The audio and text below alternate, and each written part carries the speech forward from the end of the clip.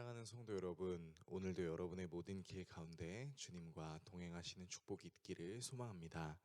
오늘 우리가 함께 묵상하실 하나님 말씀은 잠언 25장 1절에서 12절의 말씀입니다. 이것도 솔로몬의 잠언이요 유다 왕 히스기야의 신하들이 편집한 것이니라. 이를 숨기는 것은 하나님의 영화요 이를 살피는 것은 왕의 영화니라. 하늘의 높음과 땅의 깊음 같이 왕의 마음은 헤아릴 수 없느니라. 은에서 찌꺼기를 제하라. 그리하면 장색에 쓸만한 그릇이 나올 것이요 왕 앞에서 악한 자를 제하라. 그리하면 그의 왕위가 의로 말미암아 견고히 서리라. 왕 앞에서 스스로 높은 채 하지 말며 대인들의 자리에 서지 말라. 이는 사람이 내게 이리로 올라오라고 말하는 것이 내 눈에 보이는 귀인 앞에서 저리로 내려가라고 말하는 것보다 나음이니라. 너는 서둘러 나가서 다투지 말라. 마침내 내가 이웃에게서 욕을 보게 될 때에 내가 어찌할 줄을 알지 못할까 두려우니라. 너는 이웃과 다투거든 변론만 하고 남의 은밀한 일은 누설하지 말라. 듣는 자가 너를 꾸짖을 터이요 또 내게 대한 악평이 내게서 떠나지 아니할까 두려우니라. 경우에 합당한 말은 아로새긴 은쟁반의 금사관이라. 슬기론자의 책망은 청종하는 귀의 금고리와 정금 장식이니라. 아멘. 잠언 22장부터 24장까지는 무명의 지혜자가 쓴 잠언을 다뤘습니다. 오늘부터는 다시 솔로몬의 잠언을 다루게 될 텐데요.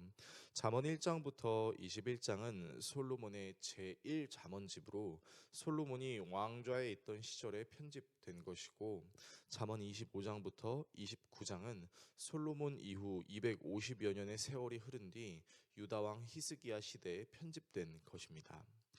유다왕 히스기야는 왕실의 서기관들에게 솔로몬의 잠언을 수집하고 분류하여 알맞게 편집하라 명했고, 히스기야의 신하들은 성령의 충만함으로 솔로몬의 잠언을 연구하고 분석하여 하나님의 사람들이 사용하기에 좋도록 편집한 것인데요. 이제 히스기야 시대에 편집된 솔로몬의 잠언을 살펴보도록 하겠습니다. 먼저 잠언 기자는 이를 숨기는 것이 하나님께 영광, 이를 밝히 드러내는 것은 왕의 영광이라고 하는데요. 이 말은 우리가 하나님을 다 알 수 없는 것은 하나님은 초월적인 존재이시기 때문이며, 그 개념 자체가 하나님의 영광을 나타내는 것이고, 왕은 국사 전반에 관련된 문제들을 부지런히 연구하고 살펴서 백성들이 알아야 할 것을 확실하게 알게 해야 한다라고 말합니다.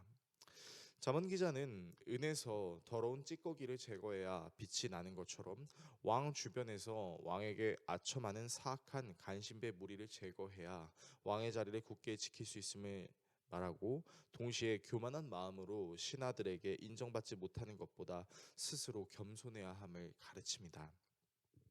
잠언 기자는 만일 이웃과 다툴 문제가 생겼을 때는 성급하게 법정으로 끌고 가려고 하지 말고 당사자와 직접 대화해서 문제를 풀어갈 것을 권함과 동시에 자신의 옳음을 인정받기 위해 타인의 단점이나 치부를 함부로 누설하지 말 것을 경고합니다. 이런 행위는 도리어 자기 자신을 깎아내리는 행위가 될 수 있기 때문이죠. 또한 경우에 맞게 말할 수 있는 능력은 은쟁반에 담긴 금 사과처럼 무척 아름답고 좋은 것이며, 지혜로운 사람의 책망을 들을 줄 아는 것을 금 귀고리와 순금 장식에 비유함으로 오늘 잠언은 마무리됩니다. 오늘의 말씀을 우리의 삶에 어떻게 적용해야 할까요?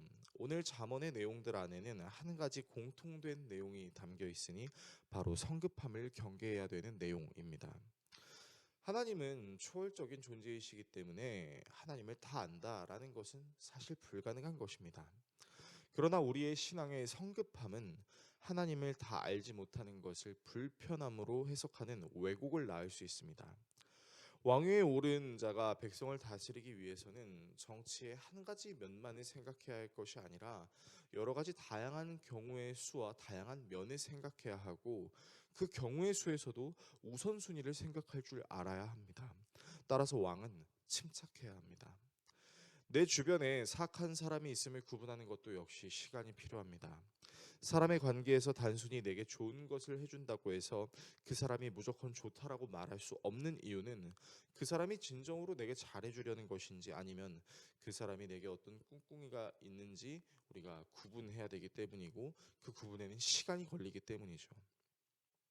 또한 타인과 다툴 수 있는 문제가 생겼을 때 이 문제가 어떻게 시작됐는지 문제의 이유가 무엇인지를 알려고 하지 않고 내 감정만 앞세우게 된다면 오해를 낳을 수 있고 충분히 좋아질 수 있는 관계가 아주 작은 오해 때문에 도리어 균열이 일어날 수도 있습니다. 성급하지 않고 차분히 생각한 후 대화하는 것은 상대방의 생각과 감정을 들을 수 있는 기회가 될 수 있고 그 과정 속에서 내 스스로가 타인에게 무엇을 잘못했는지를 알 수 있기 때문에 침착함은 도리어 겸손함을 유지할 수 있게 하는 것이죠. 하나님과 우리의 관계도 마찬가지일 것입니다. 단순히 내게 일어나는 일이 내가 좋아하지 않는 일이라고 해서 하나님을 원망하기엔 주님의 사랑을, 주님의 선하심을, 주님의 은혜를 생각해 본다면 우리는 도리어 하나님 앞에 내가 회개해야 될 부분이 얼마나 많은지를 생각보다 더 많다라는 것을 알 수 있게 될 것입니다. 우리의 모든 부분들을 연약하게 만드는 성급함을 경계하며 하나님 안에서 침착함으로 모든 것을 잘 감당해낼 수 있는 우리 모두가 될 수 있기를 예수 그리스도의 이름으로 축원합니다. 기도하겠습니다. 우리를 사랑하시는 하나님, 성급함은 하나님과의 관계뿐만 아니라 사람과 사람의 관계도 상하게 하는 연약함을 낳는다는 것을 기억합니다. 하나님 안에서 잠잠하게 하여 주시고 기다리게 하여 주시고 흘러가는 모든 일들을 다양한 국면과 또 여러 가지 생각으로 바라보아 함부로 죄를 짓지 아니하고 겸손함으로 주님과 동행하여 모든 것을 해결하는 우리 모두가 되게 하여 주십시오. 예수 그리스도의 이름으로 기도합니다. 아멘.